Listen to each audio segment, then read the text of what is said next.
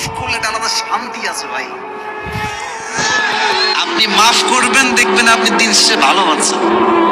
আর আপনি খালি ভাববেন যে আমি প্রতিশোধ দিব, ওরে আমি দেখে ছাড়বো, রিভেঞ্জ নিয়ে ছাড়বো, আপনি প্রতিশোধের আগুনে জ্বলে পড়ে ছারখার হয়ে যাবেন। So you have to forgive everyone from your heart. মন থেকে মাফ করবেন, হৃদয়ের প্রশান্তি দান করবে। একজন আওয়াজ দিয়ে বলেন, তিনি কে? মাফ করা শিখো। আর যুবকদেরকে বলবো, তোমরাও মাফ করা শেখো। বেঈমানদেরকে তোমরা আল্লাহর জন্য ছেড়ে দাও, আল্লাহ ওদেরকে দেখে নেবে ইনশাআল্লাহ। যারা প্রতারক, যারা বিশ্বাসঘাতক, যাদের কথা কাজে মিল নাই, এদের সঙ্গে কোনো সম্পর্কের দরকার নাই। এদের জন্য আল্লাহ একাই